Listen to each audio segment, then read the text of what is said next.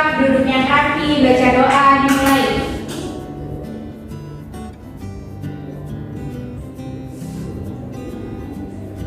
Memberi salam. Assalamualaikum warahmatullahi wabarakatuh. Waalaikumsalam warahmatullahi wabarakatuh. Nah, kita baca doa sebelum belajar dulu ya bersama-sama. Bismillahirrahmanirrahim. Raditu billahi rabban wa bil islami dinan wa bi Muhammadin nabiyya wa rasulah. Rabbi zidni ilman warzuqni fahman. Dan selanjutnya kita menyanyikan lagu Indonesia Raya. Boleh berdiri dulu?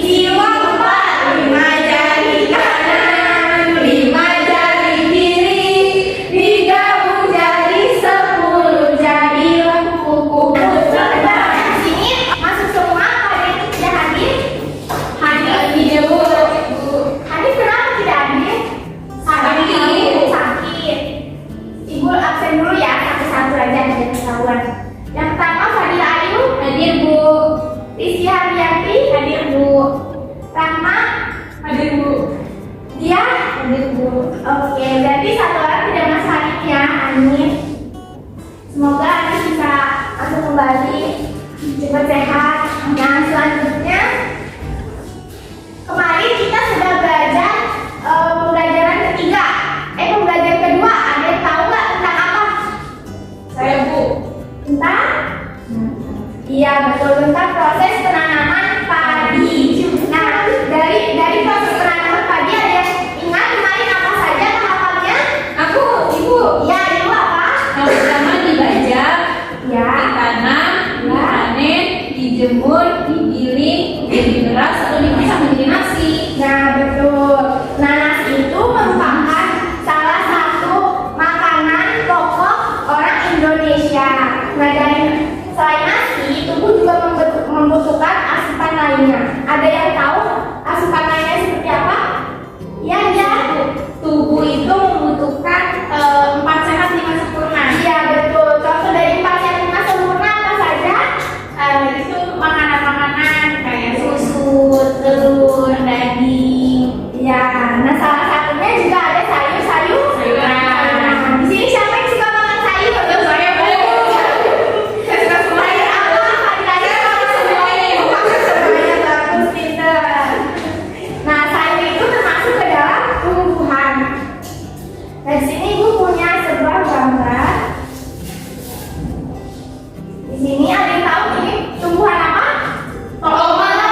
Ya betul. Nah, kalian tahu nggak ini bahwa tumbuhan gambar tumbuhan tomat ini untuk apa? Karena hari ini kita akan belajar mengenai Struktur tumbuhan. ya, ini kita akan belajar mengenai struktur tumbuhan pada tema 3 peduli terhadap makhluk hidup, subtema 1 hewan dan lingkungan di rumahku, pembelajaran ketiga. Tujuan pembelajaran hari ini yaitu yang pertama kalian dapat mengenal struktur tumbuhan, yang kedua adalah kalian dapat membuat kalimat wawancara yang efektif menggunakan kata baku. Nah, dari tumbuhan tomat ini apa saja bagian-bagiannya? Ada pohon, akar, nah, betul. Yang ini batang, ya, ini daun, buah, nah, yang ini yang berwarna hijau daun, yang ini bunga, bunga, yang ini yang di dalam biji. nah betul. Tadi kan kita bahas lebih detailnya ya. yang dulu. Nah, kalian bisa buka buku paket kalian halaman 20. Coba kalian buka paket halaman 20, di sana sudah ada penjelasan mengenai fungsi-fungsi tumbuhan. Yang pertama kan, coba di sana ada bagian akar. Siapa yang mau membaca? Saya Bu. Oke, Rizky. Akar adalah bagian tumbuhan yang umumnya berada di dalam tanah. Untuk beberapa jenis tumbuhan, akar juga terdapat di atas tanah bahkan menggantung. Akar berfungsi antara lain sebagai bagian yang mengokohkan tumbuhan. Jika tumbuhan tidak memiliki akar, tumbuhan akan mudah dicabut, mudah roboh ketika diterpa angin, atau hanyut terbawa air ketika turun hujan. Zat-zat mineral dan air yang dibutuhkan untuk membuat makanan diserap oleh akar dari dalam tanah.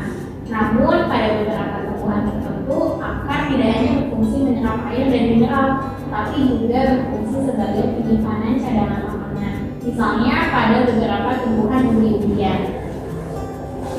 Nah, dari yang sudah dibacakan oleh dia dapat disimpulkan fungsi akar itu yang pertama mengokohkan tumbuhan, yang kedua menyerap mineral dan air dari dalam tanah, yang ketiga adalah penyimpanan cadangan makanan. Nah, di sini ada jenis-jenis jenis akar. Berdasarkan bentuknya, akar ini dibagi menjadi 2, yaitu ada akar tunggang dan akar serabut. Kalian perhatikan gambar akar tunggang ini. Ciri-ciri akar tunggang ini, ia memiliki satu akar pokok. Satu akar pokok, dan juga di sampingnya ini memiliki cabang-cabang akar yang ukurannya lebih kecil daripada akar pokok. Biasanya akar tunggang ini dimiliki oleh pohon mangga, pohon jeruk, dan juga pohon tomat. Selanjutnya ada akar serabut. Kalian perhatikan gambar akar serabut. Pada gambar akar serabut tersebut berbentuk seperti serabut, di mana bagian ujung pangkal akarnya terdapat pada ujung pangkal batangnya. Akar serabut ini dimiliki oleh tumbuhan jagung, padi, ataupun rumput teki. Nah, ada jenis-jenis akar berdasarkan sifat dan fungsi khususnya. Yang pertama ada akar gantung, akar pelekat, akar tunjang, dan akar nafas. Yang pertama akar gantung. Akar gantung ini adalah tumbuhan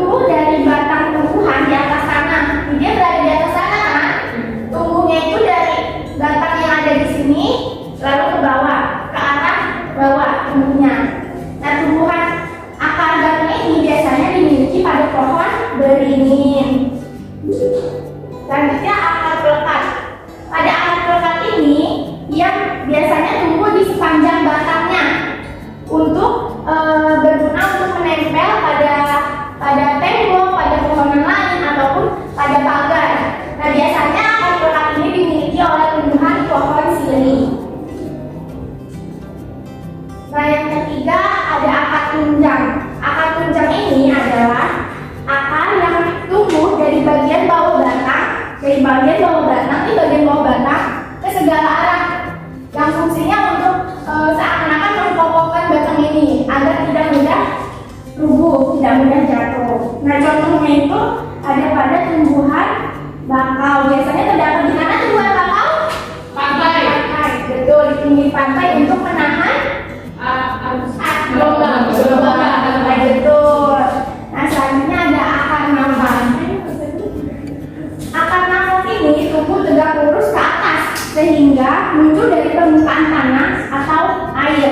Nah, dia muncul ke arah atas ya. Akar nafas ini merupakan cabang dari akar-akar intinya. Biasanya terdapat pada tumbuhan apa itu? Tumbuhan kayu api. Kayu api. Nah, selanjutnya kita bahas bagian batangnya. Coba di buku kalian bagian batangnya siapa yang mau membaca? Sama, oke, silahkan. Batang, bagian tumbuhan yang berada di atas tanah adalah batang yang berfungsi sebagai tempat munculnya daun, bunga, dan buah. Batang juga berfungsi mengedarkan mineral dan air yang diserap akar, serta zat makanan hasil fotosintesis ke seluruh bagian tubuh tumbuhan. Nah, betul. Jadi kesimpulan yang sudah dibacakan Salma, fungsinya batang itu adalah yang pertama, tempat munculnya daun, bunga, dan buah. Yang kedua, sebagai alat pengangkut untuk mengedarkan mineral dan makanan ke seluruh bagian tumbuhan. Nah, struktur dan jenis batang. Jadi jenis batang itu ada 3. Yang pertama ada batang basah, batang berkayu, dan batang rumput. Batang basah. Nah, batang basah ini biasanya dimiliki oleh tumbuhan bayam, di mana ketika kalian meremas batang tersebut, maka batangnya akan mengeluarkan air. Seperti itu. Nah, selanjutnya ada batang berkayu. Batang berkayu ini adalah batang yang memiliki kambium, sehingga dia dapat bertumbuh menjadi lebih besar. Contohnya ada pada tumbuhan mangga, tumbuhan nangka, dan lain sebagainya. Pohon-pohon besar ya, yang satunya. Lalu ada batang rumput. Batang rumput ini adalah batang yang mempunyai ruas-ruas yang jelas dan berongga. Contohnya itu pada tanaman jagung tadi dan juga rumput-rumputan. Nah, daun. Coba siapa yang mau baca bagian daun? Daun. Bagian tumbuhan yang berfungsi sebagai tempat berlangsungnya fotosintesis adalah daun.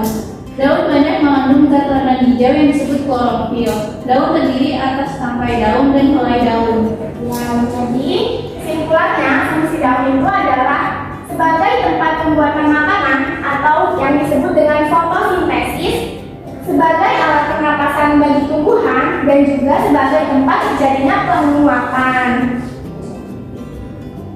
Nah, di sini ada jenis-jenis daun berdasarkan jumlah helai daun. Yang pertama ada daun tunggal. Daun tunggal ini yaitu pada sebatang tangkai daun hanya terdapat 1 helai daun. Nih, sini kan ada batang, hanya 1 helai. Kesini doang kan? Nah, itu disebut dengan daun tunggal. Nah, biasanya kita tahu tumbuhan apa? Singkong. Betul. Nah, yang kedua ada daun majemuk. Daun majemuk ini adalah pada sebatang tangkai terdapat beberapa daun atau lebih dari 1 helai daun. Contohnya pada tumbuhan belimbing. Nih, kalian perhatikan pada satu tangkai dia terdapat beberapa daun di sini. Jadi disebut daun majemuk. Lalu jenis-jenis daun berdasarkan susunan tulang daun. Yang pertama ada daun menyirik. Daun menyirik ini adalah tulang daunnya berbentuk seperti sirip-sirip ikan. Nah, contohnya pada daun mangga, daun jambu, rambutan, dan ikan. Lalu yang kedua ada daun menjadi. Nah, daun menjadi ini adalah tulang daun yang seperti jari jemari kita. Sama kan dengan jari jemari tangan manusia? Jadi disebut dengan daun menjadi. Contohnya ada pada tumbuhan singkong, pepaya. Nah, selanjutnya daun melengkung. Nah, daun melengkung ini adalah berbentuk garis, tulang daunnya berbentuk garis melengkung dan tiap-tiap tulang daunnya menyatu. Ini tulang daunnya melengkung dan ujungnya ini menyatu ke sini. Dapat dimengerti? Ya, terus ada daun melengkung. Contohnya pada tumbuhan daun sirih.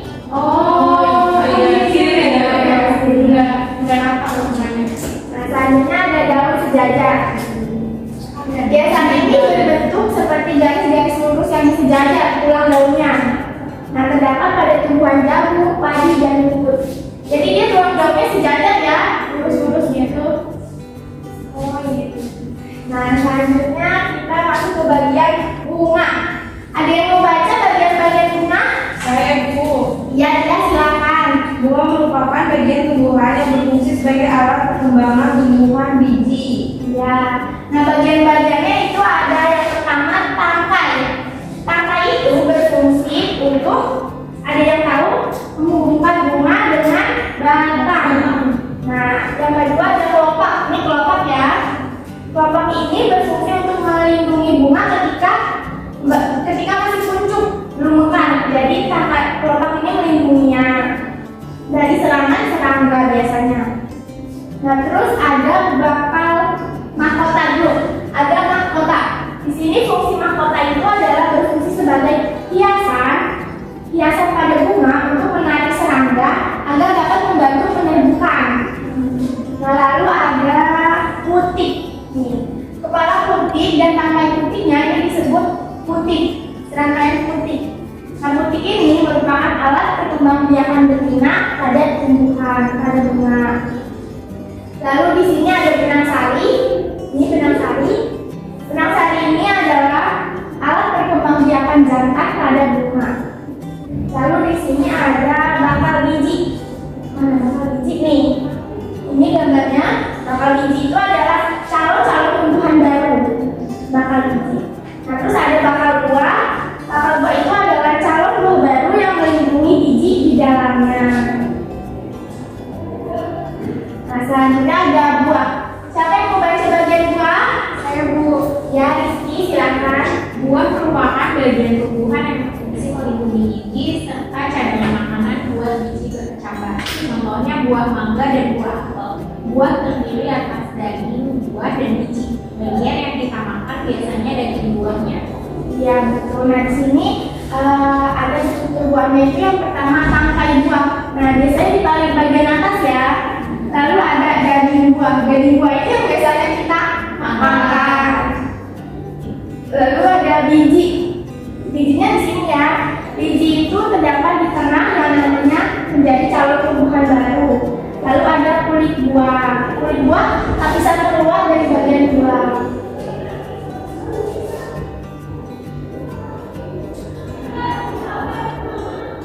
Nah, upaya manusia untuk menjaga kelestarian lingkungan. Di sini siapa yang di rumahnya menanam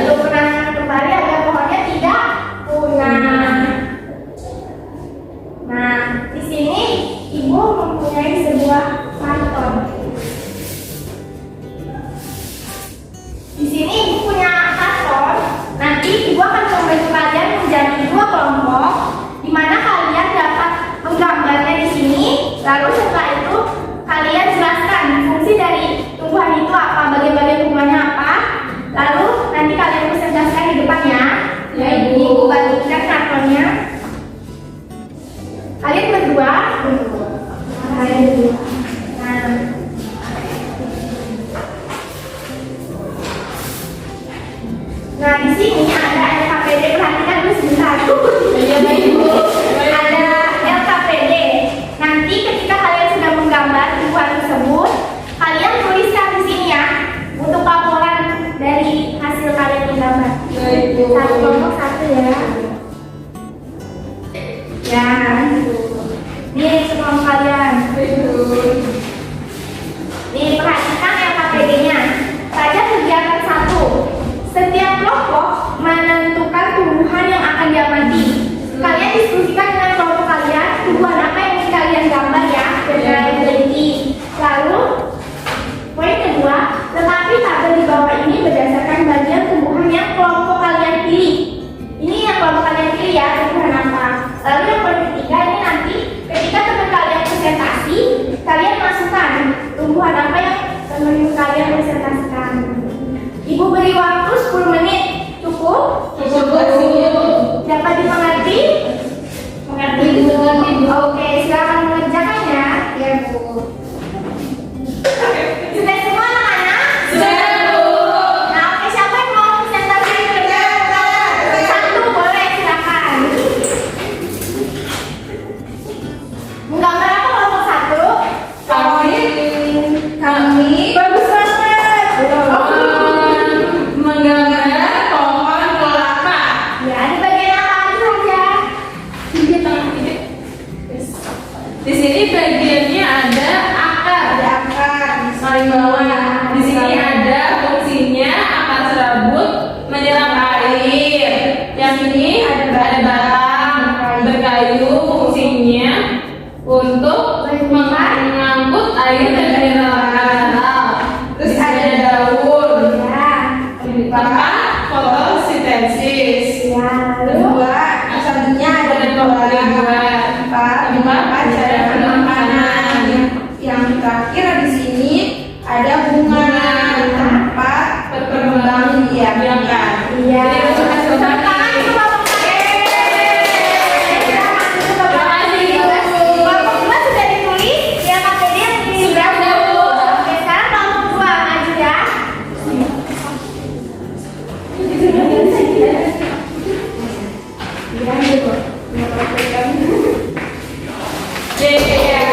Oh, dapat apa tuh? Ya, jadi kita sudah membuat gambar tumbuhan bugenvil. Nih, di sini ada yang paling bawah ada apa? Yuk, namanya yuk. Akar. Akarnya itu tunggal.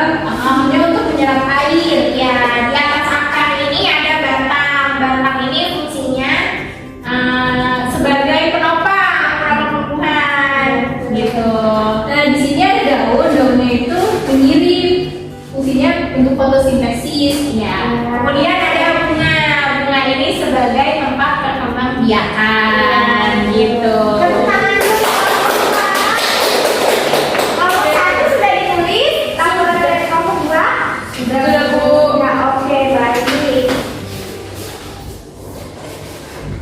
Nah, selanjutnya Ibu minta kalian untuk membuat daftar pertanyaan wawancara menggunakan kalimat efektif dan baku. Nah, sebelumnya kalian harus tahu dulu apa itu wawancara. Wawancara adalah kegiatan tanya jawab antara pewawancara dan narasumber yang dilakukan untuk memperoleh informasi mengenai suatu hal. Narasumber, nah, orang yang diwawancara adalah disebut narasumber. Narasumber adalah orang yang diwawancarai dan yang memberikan informasi mengenai suatu hal. Nah, apa sih kalimat tanya efektif? Nah, kalimat tanya efektif adalah kalimat yang disusun berdasarkan kaidah-kaidah yang berlaku, memperhatikan ejaan, dan menggunakan kata yang tepat dalam kalimat. Dalam kalimat tanya terdapat kata tanya yaitu adiksimba. Apa, di mana, kapan, siapa, mengapa, bagaimana, dan berapa. Nah, hal-hal yang perlu diperhatikan sebelum melakukan wawancara itu adalah yang pertama, tentukan topik wawancara. Jadi kalian menentukan terlebih dahulu apa yang ingin dipertanyakan. Lalu yang kedua, buatlah daftar pertanyaan yang akan diajukan. Yang ketiga, tentukan narasumber yang akan diwawancara. Nah, lalu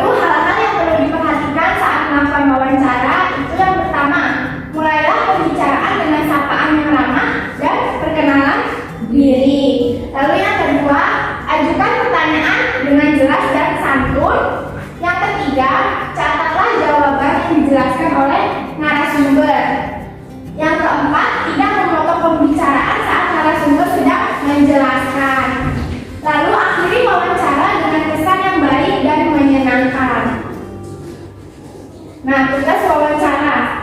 Kalian coba perhatikan kembali lembar LKPD pada kegiatan 2. Di sana pada poin pertama boleh Ayu dibacakan. Yang pertanyaan dan hasil wawancara. Iya, kegiatan 2. Ya, mampu. Yang pertama, buatlah pertanyaan wawancara dengan kalimat tanya yang efektif mengenai karakteristik alam, tempat hidup, dan bagian tumbuhan. Ya, lalu yang kedua di sini ada laporan hasil wawancara dalam tabel. Di sini ada tabel. Kalian nanti ketika sudah mengobservasi keluar lingkungan, keluar kelas, kalian boleh memilih tumbuhan apa yang ingin kalian observasi. Nah, terus kalian boleh mewawancara. Jika di sana ada siapa, kalian boleh wawancara. Sekarang sebelum keluar kelas, kalian boleh membuat daftar pertanyaannya terlebih dahulu ya. Ibu beri waktu 5 menit. Ya, silakan. Sudah semua membuat pertanyaan? Sudah, Bu. Sekarang kalian boleh keluar kelas untuk mengobservasi sekitar lingkungan sekolah saja ya, jangan keluar sekolah. Baik, Bu. Baik, Bu. Kalau sudah langsung kembali ke kelas ya, Nak. Iya, Bu. Assalamualaikum. Waalaikumsalam. Sudah semua? Iya, Bu. Ya, boleh duduk kembali.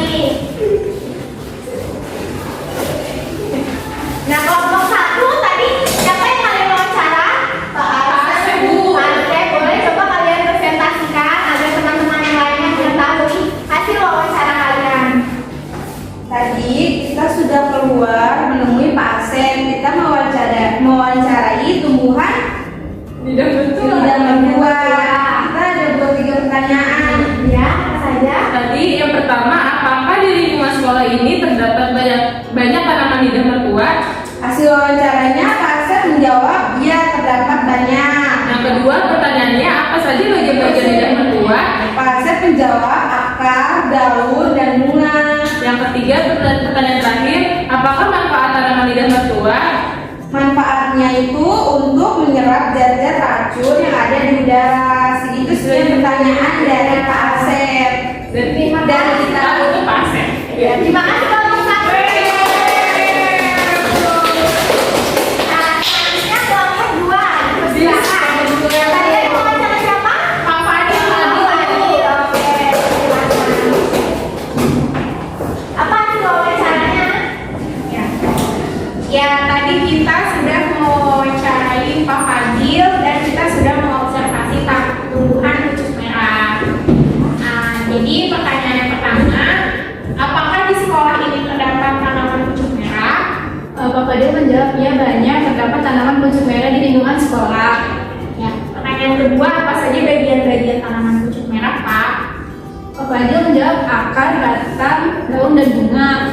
Dan yang terakhir, apa manfaat dari tanaman pucuk merah, Pak? Pak Fadil menjawab untuk menyerap zat-zat racun di udara dan juga untuk membuat cantik lingkungan karena daunnya berwarna merah. Wah, hebat, tepuk tangan untuk kelompok 2. Bagusnya. Nah, selanjutnya kita sekarang sudah hampir selesai hari ini, tapi sebelumnya kita mengerjakan evaluasi terlebih dahulu. Di sini Ibu punya evaluasi. Ibu bagikan terlebih dahulu ya. Iya, Bu.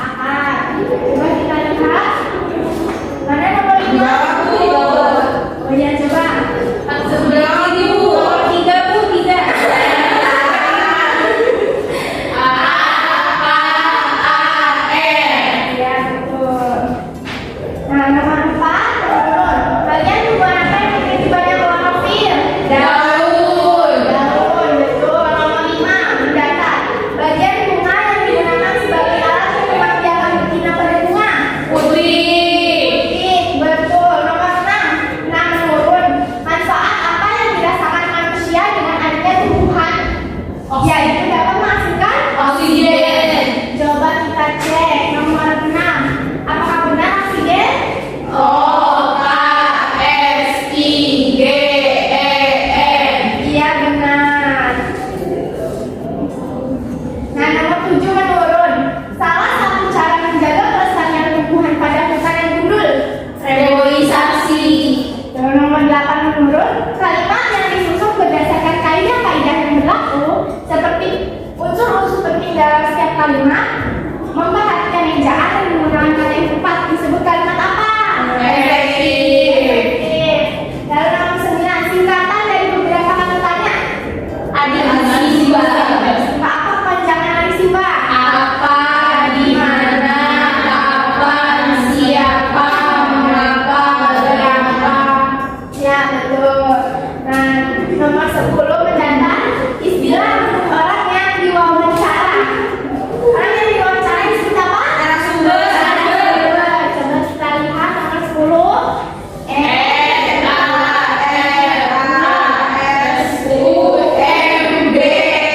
Nah, berarti benar. Siapa itu yang menang semua? Pintar anak-anak ibu. Nah, ibu rasa kalian sudah dapat memahaminya semua.